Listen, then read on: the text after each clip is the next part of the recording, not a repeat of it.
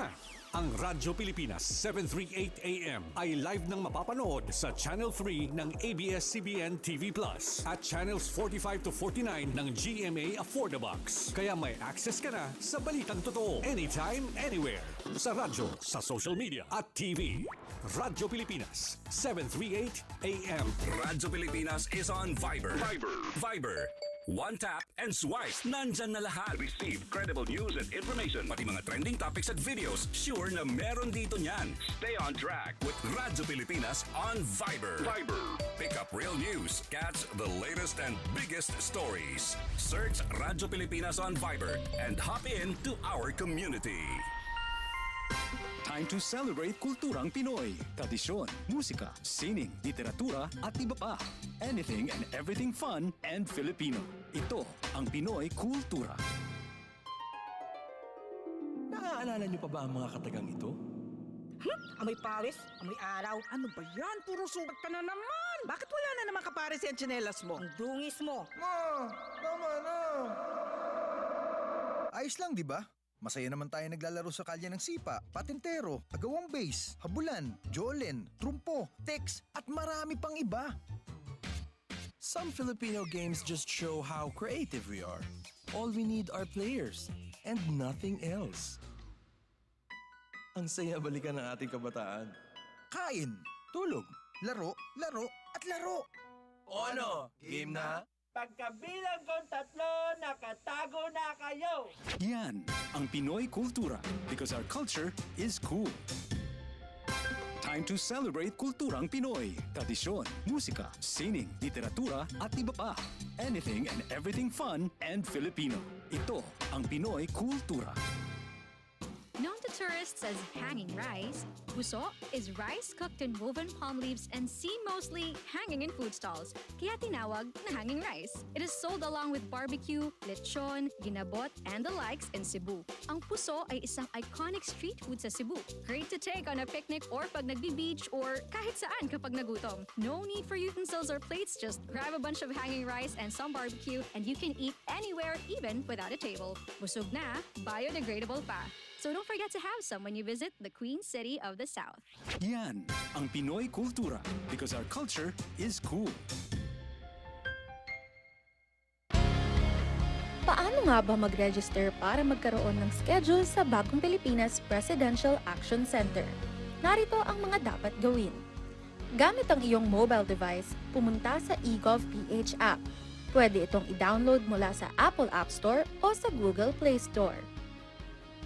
Gumawa ng account. Ilagay ang email address, valid mobile number, pagkatapos ay makakatanggap ka ng one-time code sa iyong email.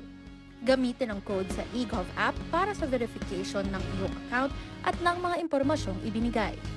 Congratulations! Meron ka ng eGovPH app account. Pwede mo na ma-access ang iba't ibang serbisyo ng gobyerno kabilang ang mga serbisyo sa Bagong Pilipinas Presidential Action Center. May dalawang muka ang gutom na matagal nang kinahaharap ng bansa. Ang gutom ng magsasakang buong araw nagtatanim pero kapos pa rin ang kita. Ang gutom ng pamilyang walang maihain. Ang ugat ng problema, maraming dinadaan ng mga middlemen ang mga ani. Nagmamahal ang pagkain pero lumiliit ang kita ng mga magsasaka habang nahihirapang makabili ang mga pamilya. Ito ang binago ni Pangulong Ferdinand Marcos Jr. Ang presidente natin napakalinaw ng instruction sa amin noon, huwag kami bibili sa mga malalaking kumpanya. Unahin ang mga farmers co-op. Lahat ng mga benepisyaryo ng walang gutom, sa farmers co-op rin tayo humahango. So, sir, yung farm niya, doon na kami bumibili. Noong nakaraang linggo, dinayo ng Pangulo ang South Cotabato. Kanyang ininspeksyon ang pagsasanib puwersa ng Department of Agriculture at Department of Social Welfare and Development para tiyaking mula bukid ay diretso na ang ani sa DSWD. Na-conceptualize ng ating Pangulo, mabawasan yung layers, lumaki ang kita for both the farmers and mas baba din ang gastos for the consumers. Pinakinggan din ng Pangulo ang mga pamilya. Ngayon, mas makakain na talaga kami ng 3 beses sa isang araw. Kanin na. May ulam na, sir. May protein na tayo eh. Ganito, hindi na kayo nag-aalala. Lalo na kayo, ang dami ninyong pinapakain. Para sa Pangulo, ang food security ay hindi lang programa. kundi pangako na ang tulong ay pangmatagalan. Ang tawag namin, hindi na farm to market. Ang tawag namin dito, farm to table. Dahil tuloy-tuloy, mula sa mga farmer, dire-diretso na sa kanilang hapagkainan. Sa buong bansa, tuloy-tuloy ang trabaho. Isa-isang inaayos ang mga bagay na magpapagaan sa buhay ng mga Pilipino, tulad ng sama-samang pagkilos ng pamahalaan para sa siguradong pagkain sa bawat hapagkainan. Ito ang Presidential Broadcast Service. Radyo Pilipinas. Radyo Publiko. Ng bagong Pilipinas para sa bagong Pilipino. Naghahatid ng mahahalagang balita at impormasyon na guugnay ng pamahalaan sa sambayanan. Tulay sa himpapawid ng serbisyo publiko. Radyo Pilipinas. Radyo Publiko. Ang boses ng Pangulo. Sa Mega Manila, 738. Radyo Pilipinas. Radyo Publiko.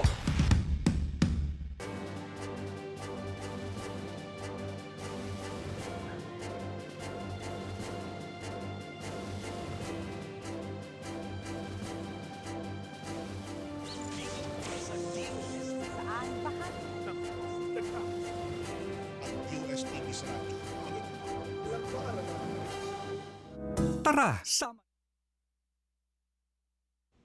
Magandang agam, Luzon, Visayas at Mindanao. Ako ang inyong kapatid sa Impapawid, Onin Miranda. Narito na ang programa maghatid ng mga balita at impormasyon tungkol sa siyensya, teknolohiya at inobasyon. Kokonekta sa bawat Pilipino sa anumang panig ng mundo. Dala ang mga programa at proyekto ng Department of Science and Technology. Ito ang Radyo Siyensya. Sa DOST, konektado ka. Oras na para pakinggan, mga kaibigan, ang mga naging kaganapan sa DOST sa linggo nagdaan straight from the SNT Authority ng bansa. DOST Secretary Renato Yusnudum Jr. Noong Sabado po ay ginanap sa Baguio City ang Job Hunting and Exit Conference ng ating mga scholars sa Cordillera Administrative Region. Noong Lunes naman po, July 6, ginanap ang selebrasyon ng anibersaryo ng DOST Forest Products Research and Development Institute na may temang Forest Forward, Advancing Innovation and Partnerships. July 8 to 9 naman po, ginanap ang annual scientific meeting na may temang UN SDG Science, Technology and Innovation for Sustainable Development. July 9 din po ay ang 11th ASEAN Plus 3 Junior Science Odyssey na ginanap sa Clark, Pampanga.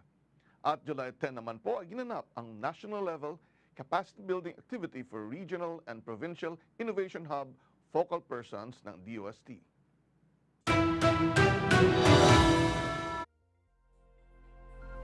Maraming salamat, DOST Secretary Renato Yusnudum Jr. Samantalang narito na ang iba pang napapanahong balitagam. Ito ang DOST Report.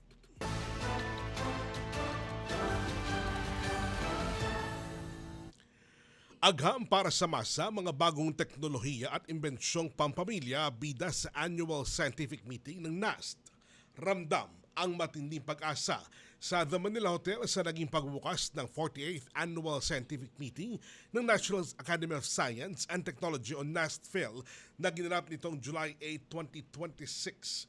Bit-bit ang temang UNSDGS, Science, Technology, and Innovation for Sustainable Development at ang lokal na slag na alab, agham, ang liwanag na abot kamay ng bayan.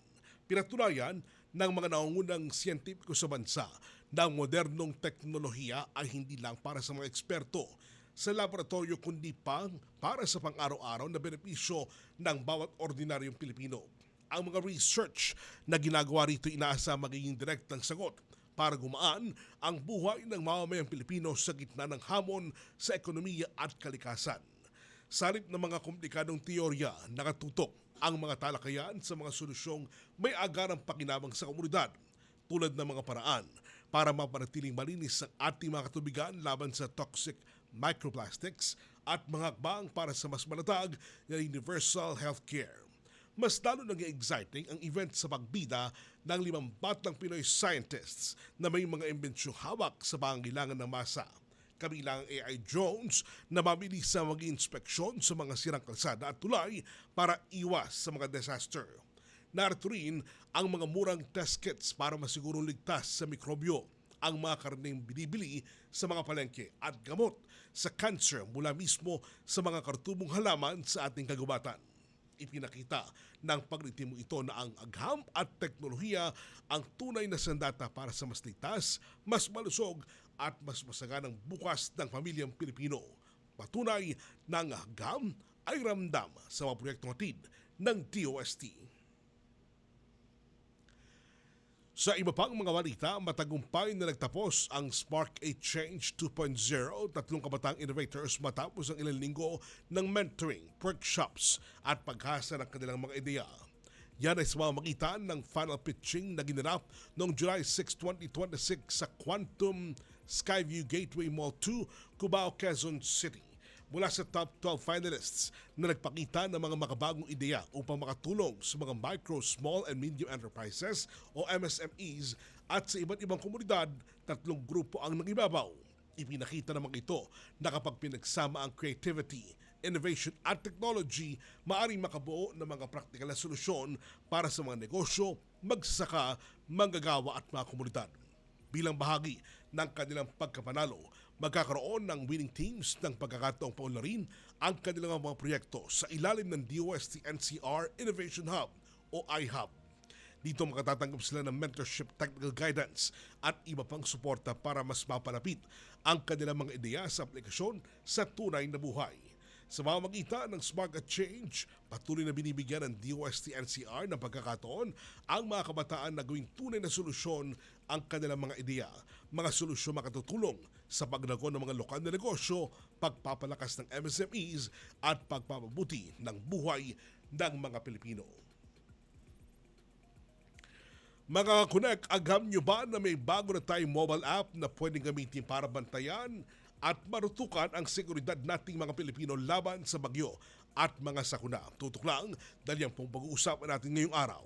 Magbabalik agad ang Radyo Siyensya sa DOST. Konektado ka.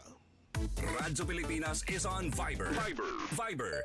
One tap and swipe. Nandyan na lahat. Receive credible news and information. Pati mga trending topics at videos. Sure na meron dito niyan. Stay on track with Radyo Pilipinas on Viber.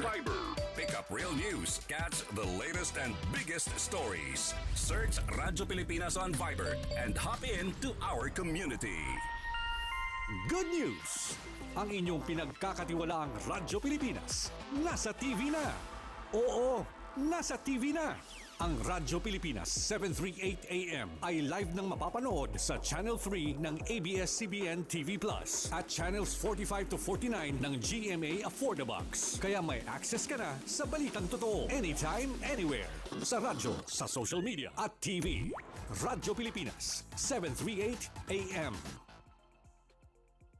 Araw, si Ding Dong Dantes po ito. Tuwing tag-ulan, kalaban ng mga commuters ang baha. Hassle kasi, papasok ka pa lang sa opisina, basang-basa ka na. At kung pauwi naman, hirap na nga pumara ng sasakyan, minsan, stranded pa. Ano ang buhay to?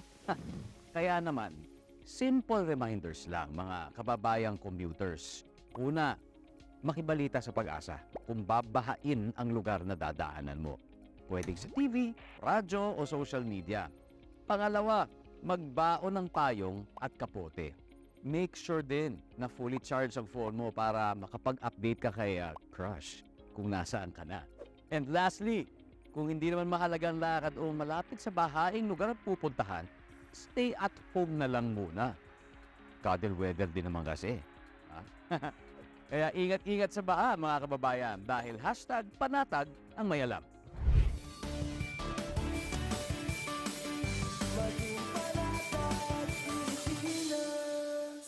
Discover, learn, and grow.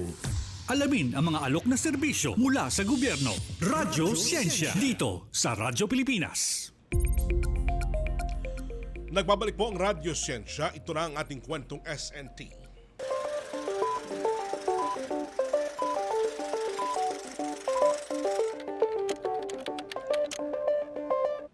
Mga kakunaeg, pansin nyo ba nitong mga nakarang araw? Parang may pinagdaanan tayong pabago-bagong panahon, biglang uulan, biglang araw. Pero agam nyo ba na hindi lang basta hula-hula ang lagay ng panahon ngayon dahil ngayon official at real-time na ang ulat panahon at diretso pa yan sa inyong mga mobile phone. Kaya naman ngayong araw may makakasama tayo para ibahagi sa atin ang pinakabagong Lodi at tech-driven app pagdating sa weather monitoring. Makasama natin ngayong araw ang Information Officer at Chief ng Public Information Unit ng DOST Pag-asa, Ms. Lauren Joy Estrebillo Pimbal. Magandang araw, Ms. Lauren. Magandang araw po, Sir Is Oni. LJ. Tama ba? Tama po, Sir Oni. Ngayon ay hindi naman parang sinasadya natin na magtanong tungkol sa panahon sapagkat napakapangit ng lagay ng panahon sapagkat nag-uulan sa mga panahon ito. At talagang matinding problema kagad ang dinudulot sa atin yan. Pero Ma'am LJ, para sa dagdag na kalaman ng ating mga tagapakinig, ano po ba ito naging hugot ng DOST Pag-asa? Bakit naisipang gawin itong panahon app? At ano nga ba ito? Yes po, Sir Oni. No? Alam naman po natin ngayon na halos lahat po ng impormasyon ay nasa atin ng mga mobile phones na kapag gusto po natin malaman yung balita, yung traffic, even yung pagkain po natin, no? Nasa mobile phone na agad. So, kaya isa po ito sa mga hugot ng DOST Pag-asa na gawing mas madali yung pag-access po ng weather information ng ating mga kababayan sa pamamagitan po ng Panahon mobile app. Ito pong app na to ay yung official weather app po na na-develop po ng DOST Pag-asa. And maaari po nating ma-access ang mga updates tungkol sa panahon ngayon at sa mga susunod na araw din po, no? Maaari din po tayong makakuha ng mga weather alerts tulad po ng kapag malakas po yung pag-ulan or mga thunderstorm advisories. And of course, kapag may bagyo po, mga tropical cyclone warnings, ganyan po. At yung track po ng bagyo mismo, makikita po natin sa mobile app. Makakatanggap din po tayo ng mga notifications para agad po tayong maabisuhan kapag may importanteng alerts doon po sa ating lokasyon. Alright. Tulad ngayon, nag-uulan, pwede ba natin malaman may bagyo ba o wala? Malalaman natin yan sa mamagitan ng panahon app. Tama po, Sir Onin. Makikita po natin lahat ng alerts, lahat ng warnings patungkol po sa malakas na pag-ulan, dala po nitong bagyo. Ayan. Sa dami ng mga weather apps ngayon, ano yung pinaka-unique or pinaka-panalong features ng panahon app? Marami na pong weather apps ngayon. Totoo po yun, Sir Onin. No? Pero yung pagkakaiba po ng panahon app, ay makakatanggap po yung mga users po natin ng official na warnings at notifications po directly sa kanilang mobile phones. Hindi na po nila kailangang pumunta sa mga social media pages or kaya yung i-click yung mga forwarded links or messages through social media na minsan po hindi pa verified at hindi official, no? Yung mga warnings at saka notification alerts po, matatanggap po nila official information po ito na ginagamit din po ng ating mga local government leaders, pati na rin po ng DRRM officers sa pagsususpend or pagdedesisyon po tungkol sa pagsuspend ng klase, halimbawa, tsaka kung may sama ng panahon tulad nga po ng malakas na pag-ulan o bagyo. Kailangan lang po, Sir Onin, naka-enable po yung location at notification access ng panahon app doon po sa kanilang mobile phones. Ayun, para talagang kung baga nangyayari sa mga panahon ngayon, yung talagang nakalagay sa weather app na yon. Tama po. Pati ba yung DRRMO, yung Disaster Risk Reduction and Management Office, makukuha natin yung informasyon nila patungkol dito? Yung information po from DRRMO ay labas po dito sa panahon app. Kumbaga kung ano po yung hazard na dala ng particular na bagyo or malakas na pag-ulan, yun lang po yung nasa panahon app. Alright. Sobrang cool nung feature na pwede mag-pin nung multiple locations. Paano ito makatutulong sa mga magulang, commuters o pamilya na nasa magkakaibang lugar? Yung pag-pin po ng iba't ibang locations sa panahon app, ito po ay parang isang practical na paraan po, no? Para tayo ay makapagplano ng pang-araw-araw na activities natin. Katulad nga po nung nabanggit ninyo, no? Halimbawa, yung sa commuters po, kung kailangan ba nilang magdala ng payong o kaya ng anumang pananggalang sa ulan, ganyan po. No, sa mga magulang din po na magdedesisyon, halimbawa po hindi pa nag-a-announce ng mga suspension ng klase, kung papapasukin ba nila yung kanilang mga anak sa eskwela kasi may warnings na po from Pag-asa. No, yung bukod po dito, yung halimbawa po yung pamilya po natin nasa ibang lugar po nakatira, no. sa akin po, yung nanay po at tatay ko ay nasa Sambales po sila nakatira. Kaya nakapin po sa app ko. Yung location po Para nila. matiyak mo na hindi sila Tama po. mapapahamak pagdating ng sama ng panahon. Tama po. Kailangan po natin silang i-remind kasi na halimbawa itataas na yung mga gamit sa bahay kasi posible na po yung pagbaha. So hindi lang po talaga ito tungkol sa convenience sa pag-access ng weather information, kundi it's also a way to look out for the people that matter to us po. Tama po. At talagang kumbaga ay maaasahan mo itong panahon kumbaga ay pagtingin ng ating lagay ng panahon ngayon. Sabi mo nga, yun lang pagdadala ng payong Importante. Kasi sa maraming tayong mga kaubayan ngayon, pag pinagdala mo ng payong, wala namang ulan, magagalit, tapos biglang uulan. Ayan na, di ba? Anyway, may interactive maps din ba at weather images din ng app? Hindi ba ito masyadong techy or mahirap intindihin para sa mga ordinaryong mamamayan? Hindi naman siguro po, sir, no? Siguro nagiging techy lang dahil sa terms na ginagamit natin na interactive map or kaya yung radar na salita. Pero sa panahon app po, straightforward po yung mga features nito nung dinevelop po, no? So yung halimbawa po, yung weather information sa interactive map, makikita po nila yung track ng bagyo. So pwede po natin gamitin yun kasabay yung satellite image na same po ito sa mga pinopost natin sa social media. Yung sa radar image naman po, may mga colors po na makikita tayo doon sa mapa. Mga visual indicators lang po ito na nagpapakita ng kaulapan o kaya ng mga pag-ulan sa nakaraan or kasalukuyang oras. Naka-design po ito para mas madaling maintindihan sa isang tingin lamang ng users ng Panahon app. Ayan. At Tagalog ba ang mga salita na ginagamit natin dito? Ibig sabihin talaga bang ganun kadali ang impormasyon na makukuha natin sa Panahon app? Sa ngayon po, Sir Onin, yung mga warnings po ay nakasulat sa English language. Pero meron pong efforts ang DOST Pag-asa na gawin po itong localized, especially sa mga iba't ibang regional offices po natin. Katulong po natin sila, yung mga kasamahan natin sa paglo-localize po nung language na yun. Pero sa ngayon po, ang mobile app ay English language pa lamang po. Ayun. Sa bagay, madali namang intindihin kahit pa English yan. Sabi ko nga lang, kasi pagka tinagalog natin lahat ng mga bagay-bagay, particular sa science and technology, naku baka mawindang tayo.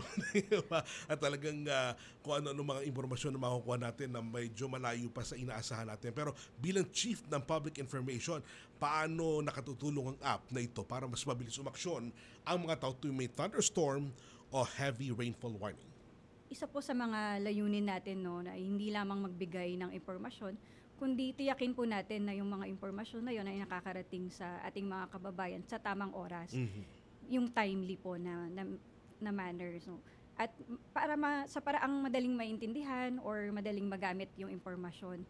Kapag mas maaga po kasi natin natanggap yung mga warnings sa mga advisories, ibig sabihin mas marami po tayong oras para makapaghanda, makapagdesisyon sa kung ano po yung naaayon na aksyon doon sa panahon. And then sa paggamit naman po ng mga digital tools katulad po nitong Panahon app, malalaman po natin agad kung tayo ba ay halimbawa kailangan nating umuwi ng maaga kasi uulan mamaya, or ipagpapaliban po ba natin yung biyahe natin papuntang probinsya dahil may banta ng bagyo or pagbaha, or kung makakalikas po tayo, no, papunta sa mas ligtas na lugar dahil may nakaambang panganib ng bagyo, ganyan. So ang intention po ng Panahon app is makapaghanda at makaiwas sa panganib ang mga tao dahil natanggap po nila yung tamang impormasyon sa tamang oras. Ayan. Pwede mo malaman dito, halimbawa, ang susunod na panahon natin, itong linggong darating, kahit ilang araw pa yan ahead do sa panahon na binabagid natin. Yung panahon po sa specific na lokasyon, kaya po nating makita dito sa Panahon app sa susunod na 4 na araw. Po. Alright. Hindi mo ito malakas sa data or masyadong mabigat sa storage ng telepono? Sa Android users po, less than mga 50 MB lang po yung data na kinokonsume ng storage. Para naman po sa iOS users, less than 100 MB lang din po. So, hindi po masyadong mabigat sa storage. May limitation lang po yung Panahon app, Sir Onin, no? Kailangan lang po naka-online po tayo, naka-connect po tayo sa internet dahil yung weather updates po, nanggagaling po yan sa system ng Pag-asa na online po dapat para ma-receive po natin yung real-time na information. Alright. Saan pwede i-download ang app? Interactive ba? At libre ba talaga ito para sa mga Android at iOS users? Yes po, Sir Onin. Libre po at wala pong kailangan na registration para po i-download yung Panahon mobile app. Maaari po ninyo itong i-download mula sa App Store para sa mga iOS and Apple users or Apple users, and then available din po ito sa Google Play Store para po sa Android naman na users, no. Halos isang buwan pa lang po, Sir Onin, yung bago or nakalipas na i-launch po natin itong Panahon app, and binabasa po natin yung mga feedback po ng ating users, and nagpapasalamat po kami sa pagbibigay ng mga suggestion, at ginagamit po namin ito para ma-improve pa natin yung mga yung app base sa pangangailangan nila. Alright. Naku, nakapag-launch na pala itong Panahon app. Tama po, Sir Onin. Anyway, para sa ating mga tagapakinig, ano bang pwede mo ibigay na mensahe sa kanila? Lalo pat dapat nila i-download ang Panahon app ngayon. Sir Onin, salamat po sa opportunity na to. Inaanyayahan ko po ang ating mga tagapakinig at taga-subaybay, no, na i-download po ninyo ang Panahon mobile app, at sana po ay magamit ninyo ito sa inyong pang-araw-araw na pagpaplano, pagdedesisyon, paghahanda na naaayon sa panahon. Again, libre po ang pagda-download ng Panahon app. Sana po ay i-share ninyo ito sa inyong mga kaibigan at kapamilya. Alright. Talagang napakaganda nitong Panahon app. Hindi ka na mahirapang hulaan kung ano magiging lagi ng panahon dahil lahat nasa cellphone na. Di ba? Bukod sa mga maaari mo makita ang problema sa bigat ng trapiko or ano ba yung pwede mong kainin, sabi mo nga kanina, dahil lahat ngayon naka-app na, higit na mahalaga ito sapagkat panahon na binabagid dito. At hindi lang para magaang sa mga tao, kundi makapaghanda rin para sa kung anumang maaaring dumating sa dahil sa masamang lagi ng panahon. Tama po, Sir Onin. Alright. Baka may gusto kang batiin at pasalamatan, nasa iyong pagkakataon. Thank you po, Sir Onin. Again, sa opportunity po na binigay po ninyo sa DOST Pag-asa na ma-promote po natin ang Panahon app sa inyong programa.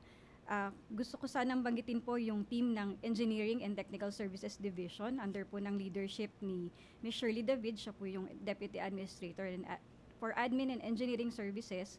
Ang team po ni Engineer Max Peralta, Sir Arnel Manoos at Sir Lester Lagrima, sila po yung team na namuno po sa pag-develop po ng Panahon app, no.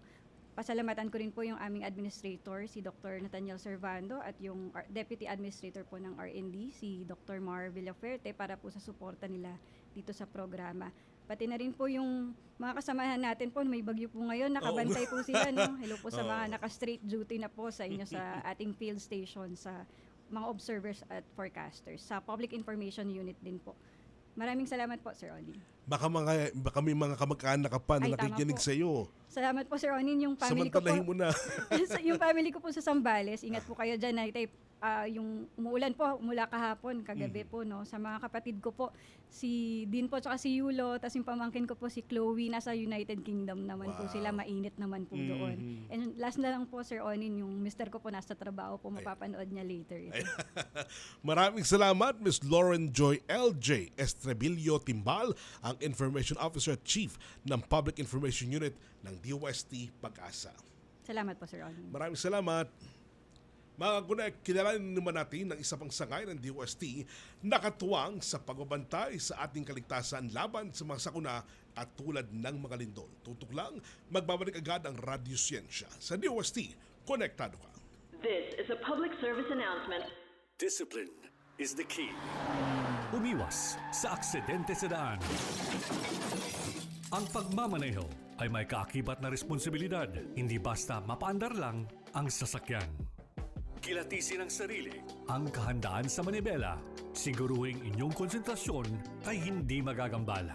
Importante rin na ating laging isipin, init ng ulo ay huwag pairalin. Bagkus, kaligtasan ng lahat ang siyang dapat unahin.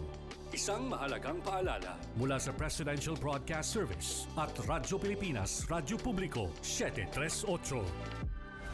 This is a public service announcement. Public service announcement from PBS, Presidential Broadcast Service at Radyo Pilipinas, Radyo Publiko, 738. Radyo Pilipinas is on Viber. Viber. One tap and swipe. Nandyan na lahat. Receive credible news and information. Pati mga trending topics at videos. Sure na meron dito niyan. Stay on track with Radyo Pilipinas on Viber. Pick up real news. Catch the latest and biggest stories. Search Radyo Pilipinas on Viber and hop in to our community.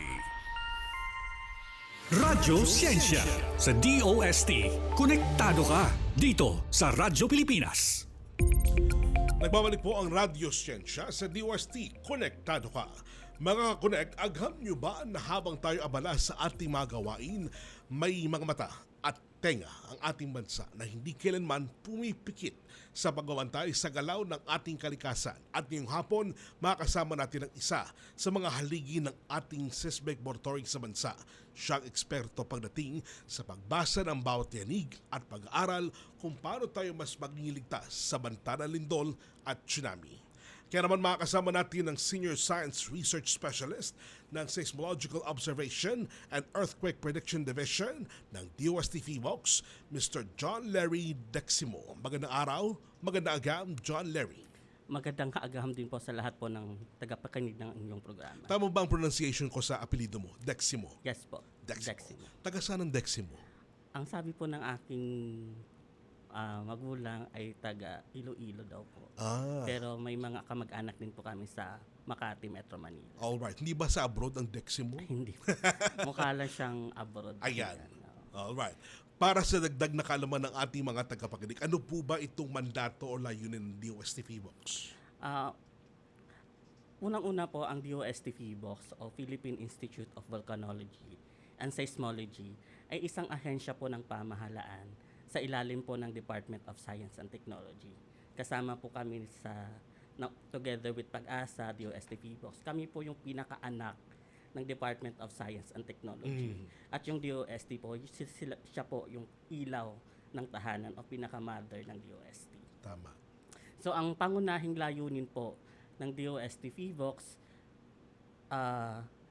at mandato ay pagmanmanan at pag-aralan po yung tatlong pangunahing natural phenomena na nangyayari po sa ating bansa. Una po dyan is yung pagputok ng bulkan, pangalawa yung malindol, at pangatlo po yung tsunami. So, para po maisakatumparan po namin yung aming mga mandato, kami po sa DOST PHIVOLCS ay patuloy pong nagsasagawa ng 24/7 earthquake monitoring, earthquake and tsunami monitoring, at nagbabantay po sa mga aktibong bulkan at nangyayaring lindol sa ating bansa. Pangalawa po, ginagawa po natin yung research and development na tinatawag na kung saan dito po pinag-aaralan po natin yung mga geologic hazards, kung bakit at paano po nagkakaroon ng lindol, tsunami, tsaka pagputok ng bulkan, at paano po natin ito napapaghandaan. Pangatlo po, we do this, ginagawa po natin tinatawag na disaster mitigation. Yes. Na kung saan dito po tayo gumagawa ng mga hazard maps para po maging gabay ng ating pamahalaan at ng komunidad para sa tamang pagpaplano ng kanilang komunidad sa pagpapatayo ng kanilang mga gusali at mga infrastruktura. So panghuli po yung tinatawag nating public awareness and preparedness, na kung saan dito po naglalabas tayo ng mga babala, advisory and warning, tsaka nagkakandak po tayo ng education information campaign, at nagde-develop po ng mga application patungkol po sa mga hazard and risk assessment, na kung saan ang layunin po natin ay maitaas yung kahandaan at kaalaman ng ating mamamayan pagdating po sa mga ganitong klaseng sakuna. Alright. Sa ngayon, meron tayong 128 seismic stations. Ano yung maging transformation ng ating monitoring capability noong kakaunti pa lamang ang ating stations kumpara sa lawak ng network natin ngayong 2026? Malaki na po yung naging transformation o pagbabago ng ating mga seismic stations o yung tinatawag natin Philippine Seismic Network. Kasi mula noon, nung nag-uumpisa pa lang po ang aming ahensya, I think nasa mga 12 stations pa lang po yung mayroon tayong stations noon. Ngayon po nasa 129 na po, no? Actually, noong January 30, 2026, naglagay po tayo ng bagong istasyon. Wow. Na sa May Sagbayan, Bohol. Ito po yung ika-129 na station. So from 128, 129 na po tayo ngayon. Nadagdagan pa tayo ng isa.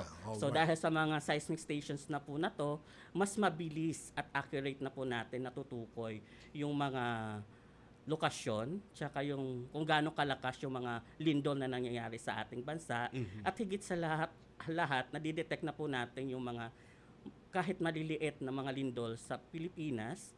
So kung sa madaling salita, yung from limited yung visibility natin sa mga lindol halos ngayon po ay medyo real time at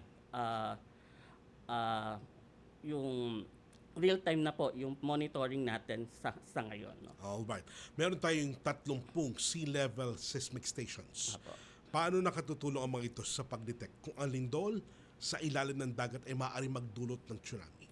Malaki po yung naitutulong ng ating mga sea level monitoring stations. So actually, nasa 32 na po yung ating mga sea level monitoring station. Nadagdagan din ng dalawa. Nadagdagan po tayo ng dalawa ngayon. No? Ito pong mga sea level monitoring station or SLMS ay nagsisilbing mata sa pagbabantay ng ating karagatan. No? Kahit nagkaroon po ng malakas na lindol sa ilalim ng karagatan, hindi po ibig sabihin na may banta ng tsunami. So dito po pumapasok yung mahalagang papel na ginagampanan nitong mga sea level monitoring stations dahil una, nagbibigay po ito ng agarang o real-time data na siya pong ginagamit natin para po makapag-release po tayo ng tsunami information or warning sa publiko, no? Na kung saan sinusukat po dito yung taas ng tubig sa ating karagatan, na sa sandaling nagkaroon po or dumaan yung energy ng tsunami sa mga sensors na ito, nagbibigay po agad ito ng datos para po masuri natin kung may kakaibang pagbabago sa lagay ng ating mga karagatan. No? Pangalawa, bine-verify nito kung mayroon bang tsunami o wala. No? Kasi kadalasan po kapag magnitude 6.5 pataas yung nangyaring lindol at mababaw po yung pinangyarihan nito sa karagatan, at yung epicentro nito ay nasa karagatan, naglalabas po tayo o nagre-release ng agarang tsunami advisory or warning. No? Pag 6.5. 6.5. Bakit po 6.5? Kasi ito, base po sa pag-aaral, dito po may kakayahan o enerhiya yung isang lindol na magpaangat ng bato sa ilalim ng karagatan. Alright. So pagka ganun kalakas ay maaring umangat ang bato sa ilalim ng dagat. At pangatlo pa yung kahalagahan nitong SLMS natin. Na-estimate natin kung anong oras o yung estimated time of arrival ng tsunami. No?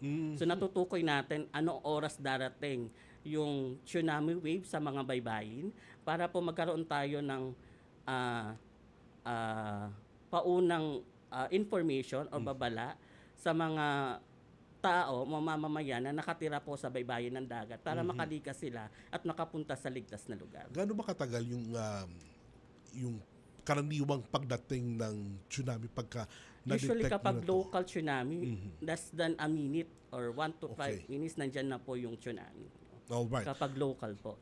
Iba naman po yung pinag-uusapan kapag na distant or galing sa ibang bansa yung tsunami. Alright. Gano'ng katagal yun? Dito po, nasa within 24 hours, no? Maghihintay tayo kung may paparating na tsunami. For example, nanggaling po sa Chile, sa South America or North America. Yun po, mga 22 to 24 hours yung waiting time natin. Alright. Pero pinakamainam bago pa sumapit sa ating mga baybayin yan, nakalikas na tayo, di ba? Tama po.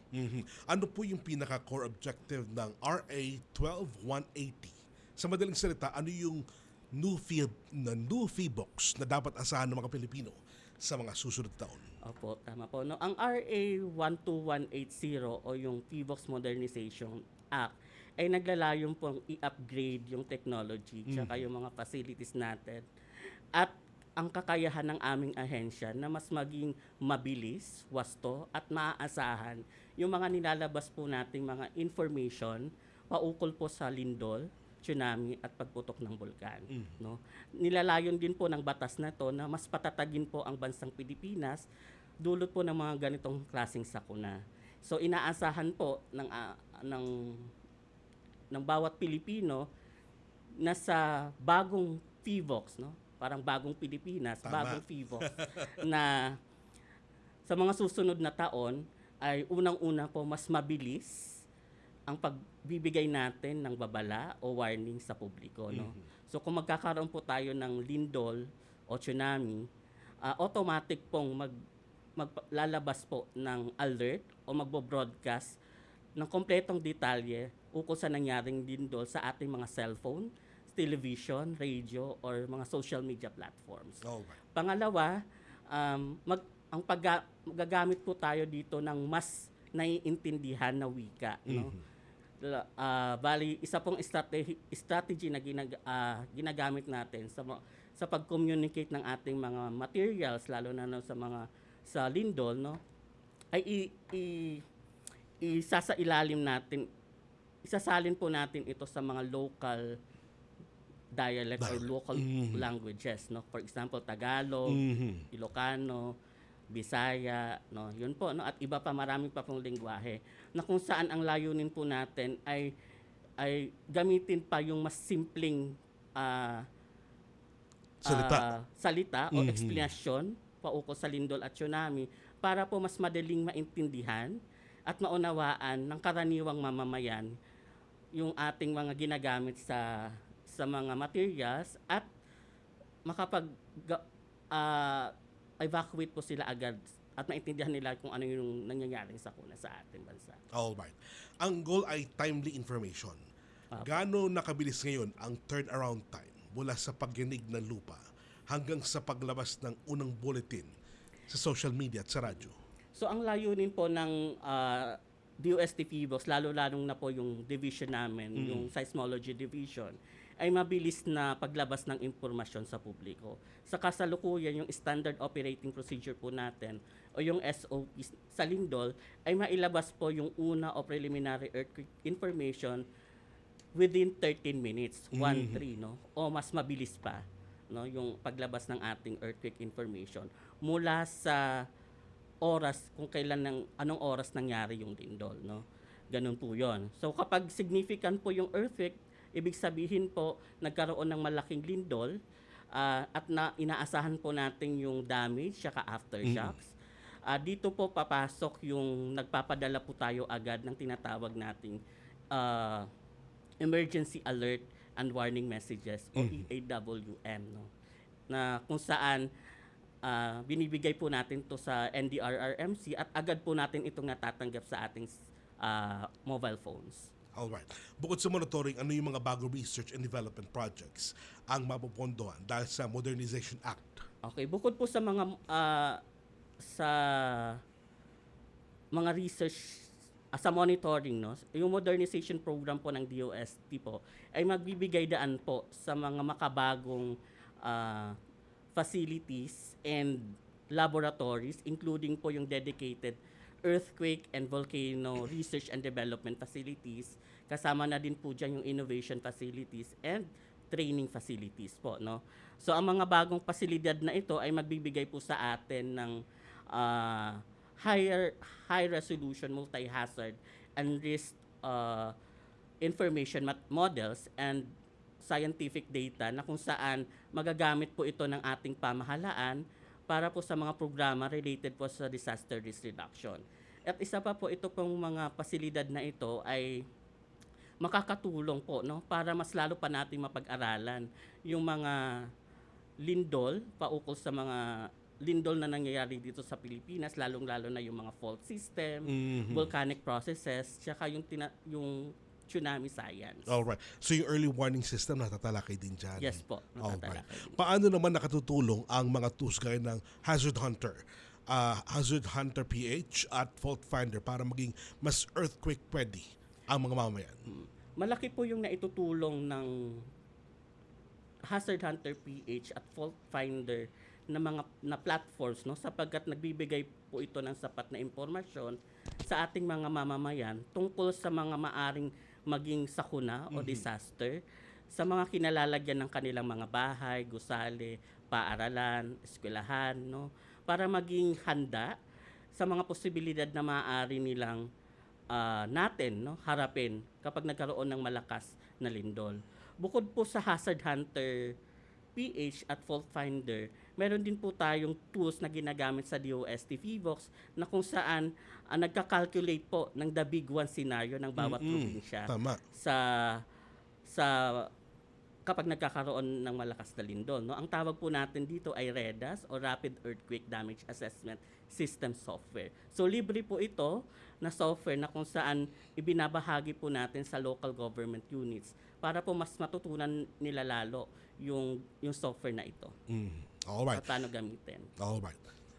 Sir John, John Larry, ano po yung payo nyo sa ating mga listeners para hindi sila basta-basta maniwala sa mga fake news tungkol sa mga hula-hula sa lindol na kumakalat ngayon sa social media? Kasi pag every time magbubukas ka ng telepono mo, pumapasok yung mga samot-saring mga impormasyon na magugulat ka, hindi naman talaga totoo.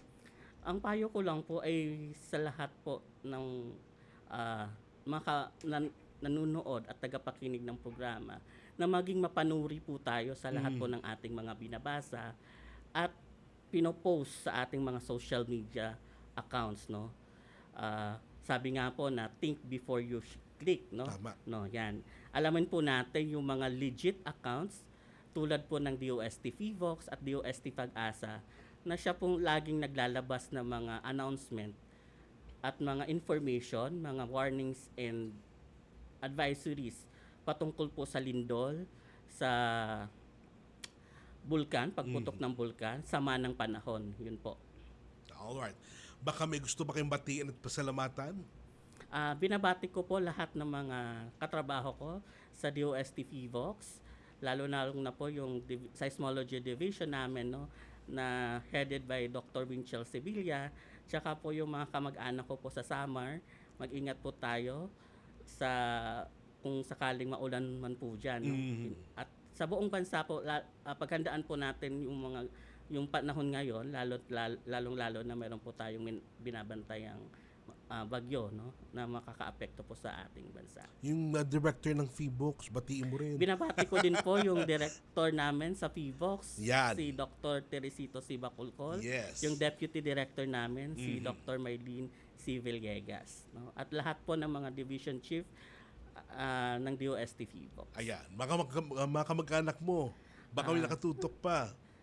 Mga kamag-anak ko po sa Samar, especially sa Catbalogan City, binabati ko po kayong lahat. No? Maraming salamat. Mr. John Larry Deximo, ang senior SRS ng Seismological Observation and Earthquake Prediction Division ng DOST Fivox. Maraming salamat sa inyo. Maraming salamat din po. Hanggang sa susunod. Samantala mga kunek, oras na para ating alamin kung ano pa ang makaganapan ng ating kalihim sa mga susunod na araw, straight from the S&T Authority ng bansa, DOST Secretary Renato Yusudum Jr. Sa susunod na linggo po, gaganapin ang Regional Science and Technology Week ng Region 7 sa Cebu City at Region 8 sa Tacloban City. Magkakaroon din po ang DOST Food and Nutrition Research Institute ng seminar series na may temang FNRI Moves, Mobilizing Opportunities for Vision, Evidence, and Science Towards Sustainable Food and Nutrition. Para sa karagdagang impormasyon, bisitahin lamang ang Facebook page ng DOST FNRI. Maraming salamat, Secretary Renato Yusudum Jr. Mga kunek, yan po ang naging kabuuan ng ating pong programa. Muli niyo po yung samahan sa susunod na Biyernes, alas 3 hanggang alas 4 ng hapon dito sa Radyo Pilipinas. Sabay din mapanood sa TV Plus Channel 3 at na For the Box Channels 45 to 49. Pansamantalan niyo po kami mapakinggan sa 104.3 FM. Mapanood niyo po rin kami sa live streaming na Radyo Pilipinas o sa streaming ng Radyo Pilipinas at DOST TV social media pages. Para sa agham na ramdam at sa ngalan po ni DOST Secretary Renato Yusudum Jr., muli ako inyong kapatid sa Impapawid, Onin Miranda, patuloy na mag-atid ng kaalaman at serbisyo para sa bawat Pilipino. Ito ang Radyo Siyensya sa DOST. Konektado ka. One DOST for you, delivering science for the people, solutions and opportunities for all.